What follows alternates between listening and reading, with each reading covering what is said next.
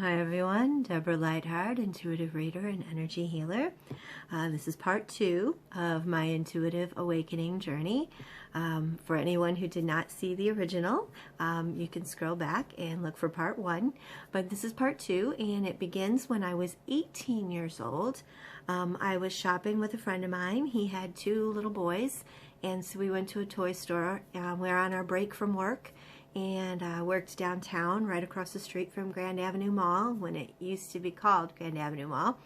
And so worked right across the street from there, and we went over to a toy store on the 2nd floor, and he was shopping for his kids, and I was kind of meandering around, not really sure what to do with my time while he shopped, like, putting in my vote on this toy or that toy. And then I looked behind the counter as we were checking out, and I saw a little deck of cards up there. Had never seen them before. And so I asked the person working, I said, what are those cards back there? And they said, oh, these are tarot cards. And I said, well, what do you use them for? And he said, oh, people use them for telling the future. Huh, interesting. Okay, well, I'll take them. So I bought the cards and took them home and started doing readings for myself, just kind of practicing with the cards and learning a little bit. Doing readings for friends, and friends of friends and friends of friends of friends. And, eventually was reading for all kinds of people all the time because it was something I really loved to do.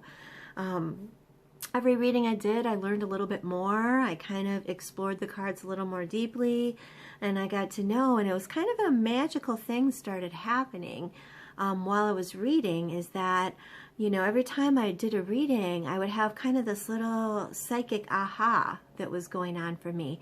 And because I was so new to this, and I really didn't have anyone to teach me, and I really didn't know what I was doing, I just kind of felt my way through it.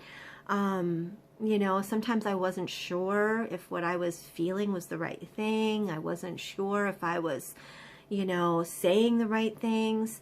And so I was really kind of just, feeling my way through the process for that first 10 years of doing tarot reading. But as I did, during this process, I had given birth to my first child and then also my second child. And even toward the end of that 10 years, my third child. And what I found was that same energy that you feel, that mother's intuition, that unconditional love and acceptance, that that connection to your child that lets you know when your baby's gonna cry and what they might need. That mother's intuition was growing with me so strongly during those years that I realized that was kind of a psychic gift in and of itself. And so I began sort of, as I was using the cards, having this sort of psychic awakening of my own, and began with the first child I had, which was 3 years into the tarot reading. The second child, I got a little more, and then the third child, even more. And so I spent basically about 10 years reading for friends and family, and, just anybody who asked me, can you throw the cards for me? I would do it. And so that was what took me through part 2 of my intuitive awakening journey.